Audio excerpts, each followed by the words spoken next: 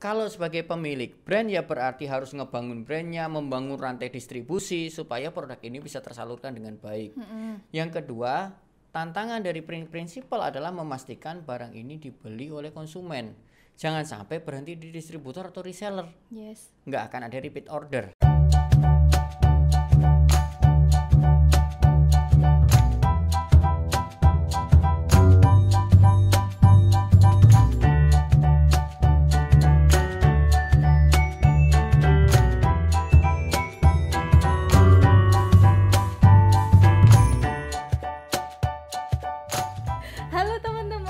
Alhamdulillah pada siang hari ini aku berkesempatan bertemu dengan Mas Dodi. Seseorang yang berjasa, salah satu orang yang berjasa menunjukkan padaku jalan-jalan menuju keuangan. Nah, Mas Dodi ini adalah pakar branding ya Mas ya. Kali ini aku mau nanya ke Mas Dodi. Sebelum nanya, ceritain dulu ini studionya minjem. Astagfirullahaladzim. Iya teman-teman, jadi ini studionya minjem Mas Dodi, bukan punya saya. Karena tadi habis di interview. Di interview Mas Dodi.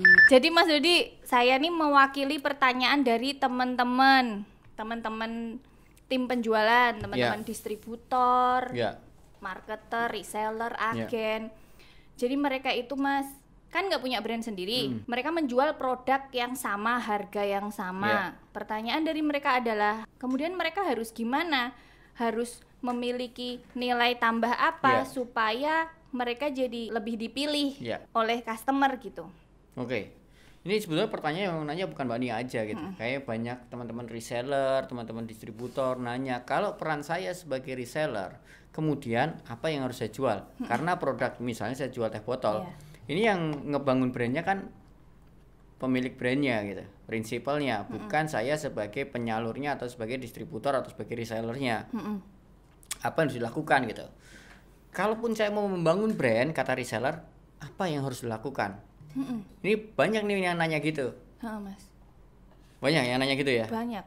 Nah, satu yang perlu teman-teman pahami dulu. Kalau saya sih memperlihatkannya begini. Yang disebut dengan reseller naik kelas atau distributor naik kelas itu bukan menjadi brand owner, jenjang karirnya. Reseller, distributor kemudian bukan menjadi brand owner, jenjang karirnya. Kemudian? Jenjang karirnya berarti menjadi distributor yang jauh lebih besar. Yes. Bukan menjadi brand owner. Pertanyaannya kenapa? Kenapa saya tidak menyarankan ya? Karena Anda menjadi distributor atau menjadi brand owner, ini dua hal yang sangat berbeda sekali. Beda banget. Sangat berbeda.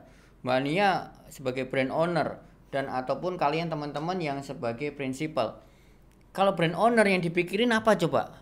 Coba yang punya tempat produksi sendiri yang dipikirin apa aja Mbak Nia? Produksi.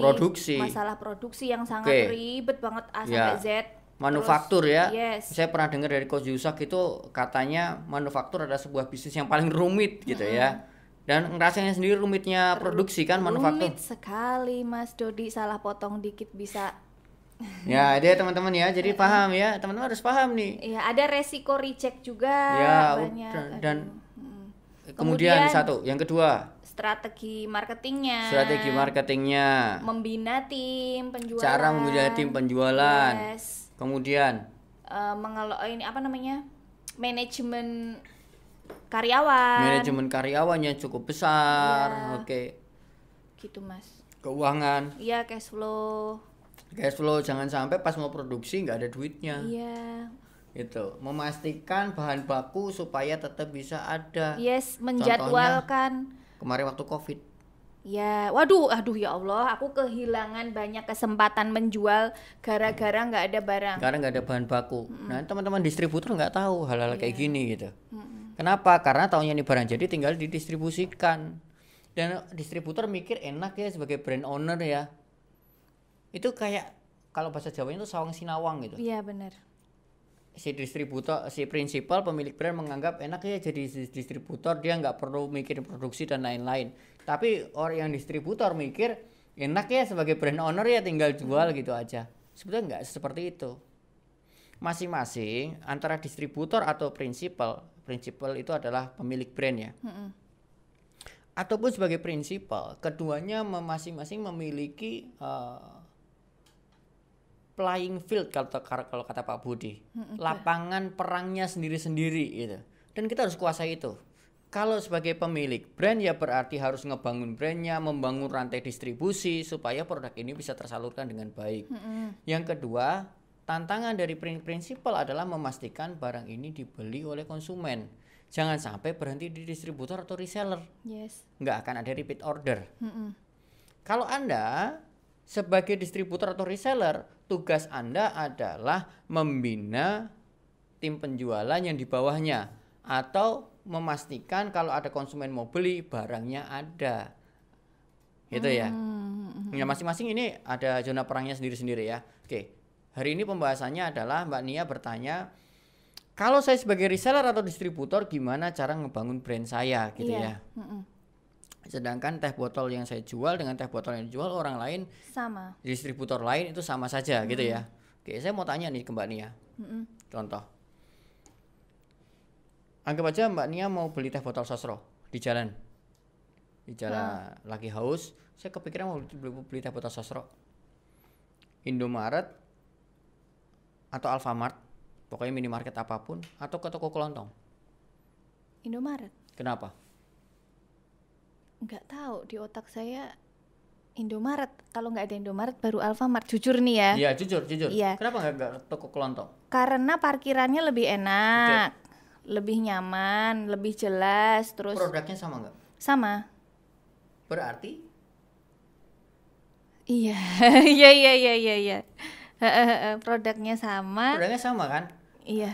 Teh botol Sosro yang dibeli di Indomaret atau Alfamart dan teh botol Sosro yang dibeli di toko kelontong sama toh? Sama. Rasanya kan nggak lebih enak. Iya benar. Yang di Indomaret kan? Benar loh teman-teman, ya Allah. Iya.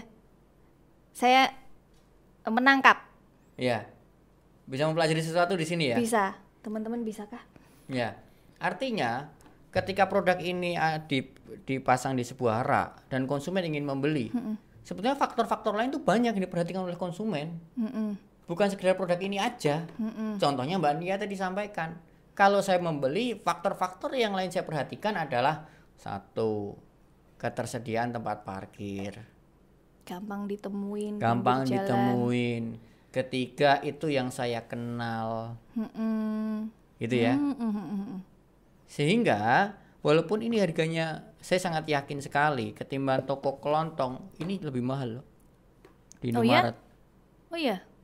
Jelas lah, toko kelontong nggak ada biaya AC, nggak ada lain-lain. Oh iya. Kenapa orang tetap mau membeli lebih mahal? Karena konsumen merasa mendapat value lebih. Betul. Gitu ya? Yes, bener mas. Gitu teman-teman. Nah dalam hal ini teman-teman jualan online, yang dibagusin apanya nih? Nah, apa yang perlu dibaguskan, apa yang perlu ditambahkan, tergantung dari kebutuhan si konsumennya itu apa. Kalau tadi kasusnya Indomaret, kenapa Mbak Nia milih Indomaret? Oh ya berarti karena saya ada tempat parkirnya. Artinya parkir adalah fitur yang diperhatikan oleh konsumen ketika saya ingin membeli hal seperti ini. Di Indomaret. Nah sekarang tinggal nanya ke konsumen. Konsumen kalau mau beli tas, kira-kira faktor-faktor apa aja yang diperhatikan selain dari produknya? Selain dari produknya. Layanan itu bagian dari produk sebetulnya. Yes. Fast respon. Nah, balasnya harus cepat harus teman-teman. cepat. Dan keramahan. Menguasai produk knowledge. Oke, jadi harus tahu betul dulu ya. Iya, harus tahu, itu harus tahu ya. Artinya harus tahu, dia harus tahu apa? Harus tahu yang pertama, tahu kebutuhan konsumennya ini apa sih? Maunya konsumen itu apa? Atau kalau konsumen ingin membeli sebuah produk yang kita ngomong tas seperti ini, kira-kira selain dari produk ini sendiri, apa saja sih yang diperhatikan selain itu? Misalnya keramahan penjualnya, kecepatan membalasnya, atau apapun itu, cara ngejawabnya. Itu banyak faktor sebetulnya di situ yang bisa bisa ditingkatkan.